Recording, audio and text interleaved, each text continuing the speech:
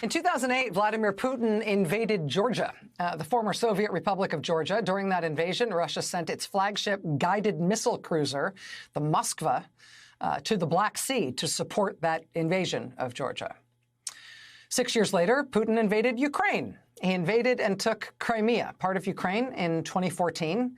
And again, that same ship, the Moskva, was deployed. It played a critical role in blocking Ukrainian ships from leaving an important naval base to try to confront the Russians.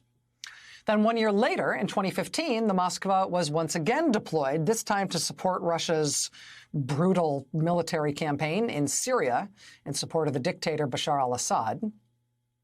So the Moskva is really their go-to warship. It has an extensive recent history in playing a key military role every time Putin keeps trying to redraw the maps of the former Soviet Union.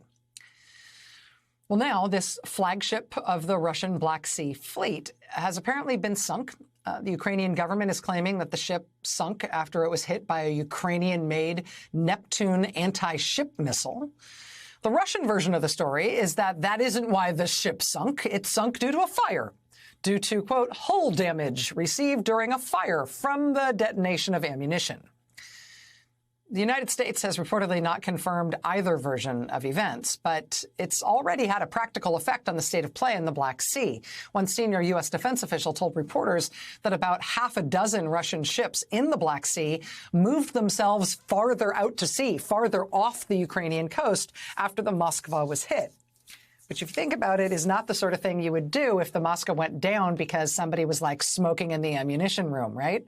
Why would that sort of a catastrophe on board your flagship vessel cause you to move all of the other ships further offshore? That wouldn't solve the problem if you guys just started a fire on board your own ship.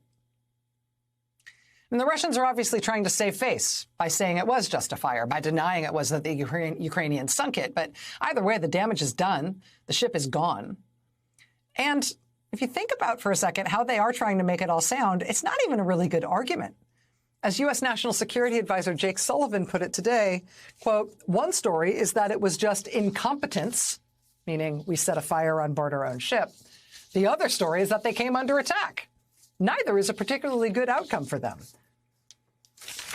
My next guest agrees with this. Joining us now is Mason Clark. He's the lead Russia analyst at the Institute for the Study of War. Mr. Clark, I appreciate you taking time to be with us tonight. Thank you. Thank you for having me. My pleasure. We have had a lot of discussion already, even before we knew that the Moskva was lost, when we just heard that it might have been hit or that it was somehow damaged for some reason. We've heard a lot about how that would have a morale impact, that would boost the morale of the Ukrainians and it would hurt the morale of the Russians. I know morale is a practical thing in wartime, but beyond just the morale factor, how important is this loss in practical terms for the Russians?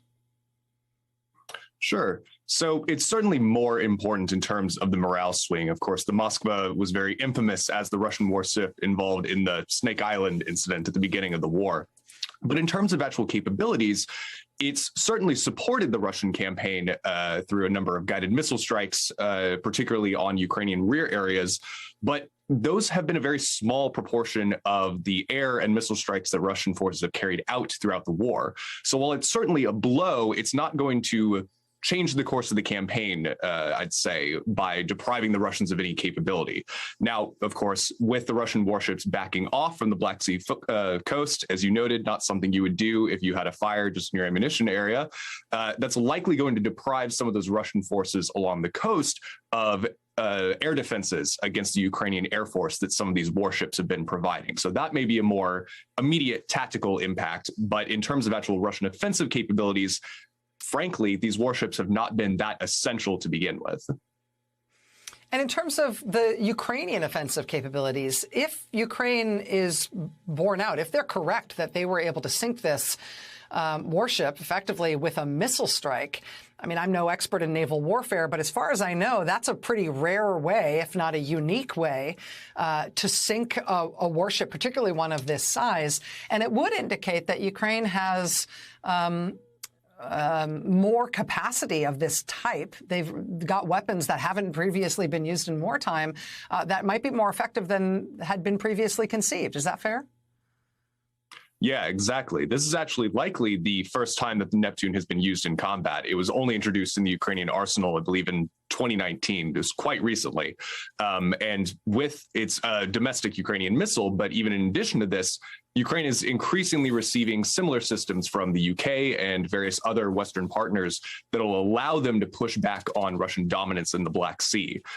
We've already assessed for some time that there's very little chance that the Russians would be able to mount an amphibious invasion on the southern coast of Ukraine, which was a worry earlier in the war, but particularly with Ukraine almost certainly having demonstrated that it could threaten such a landing, it has to be completely off the table. And it's definitely going to be a huge boon to the Ukrainian military and sort of lessening that threat and enabling them probably to carry out their own operations on the Black Sea, whereas the Ukrainian Navy has been pretty bottled up in ports since the early days of the war, at least until now.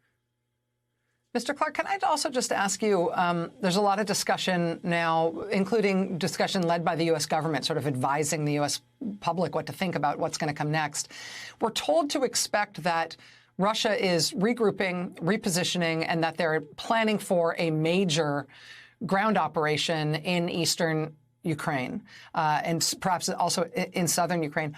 Are we seeing the kind of movement of forces? Are we seeing the kind of massing of forces that would indicate that something like that is imminent? Is it possible that Russia isn't about to mount an operation that large, or that it might be further off in the future than we've been led to believe? It just doesn't seem like they've got the manpower and the materiel in place to do something of on the scale that we've been led to expect.